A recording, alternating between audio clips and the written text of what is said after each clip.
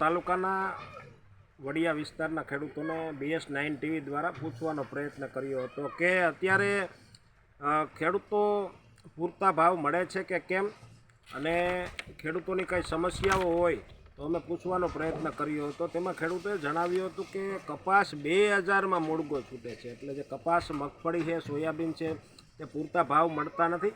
અને ખેડૂતોએ પોતાની વ્યથા ઠાલવી હતી કે કર્મચારીઓના પગાર ભથ્થા દર વર્ષે કે 6 મહિને વધતા જ હોય છે, કારણ કે દરેક કર્મચારીઓને મોંઘવારી નડે.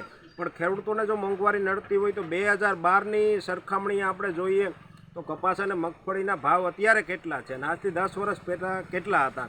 ખેડૂતોનું કહેવું એવું છે કે ચૂંટણી સમયે મોટી મોટી વાતો કરવામાં આવે છે, પરંતુ જે 5 વર્ષ થઈ જાય અને ચૂંટણીઓના પરિણામ આવી જાય પછી કોઈ નેતાઓ ખેડૂતો સુધી આવતા નથી અને કોઈ પણ પૂછવામાં આવતું નથી.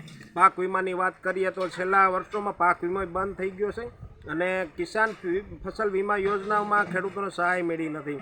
છેલ્લા જોઈએ તો છેલ્લા મહિનામાં ખૂબ જ કમોસમી વરસાદ પડ્યો, ખેડૂતોના પાથરા તણાઈ ગયા હતા, કપાસમાં ફ્લાવરિંગ ખરી ગયું હતું, અનેક પ્રકારની સમસ્યાઓ હતી, ખેડૂતો પીડાણા, પરંતુ તેની સહાય હજી ચૂકવાણી નથી.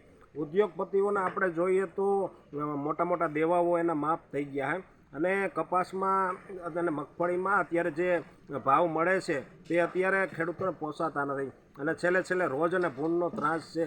એક પણ દિવસ જો ખેડૂત પોતાના પાકનું રક્ષણ ન કરે તો પોતાના પાકનો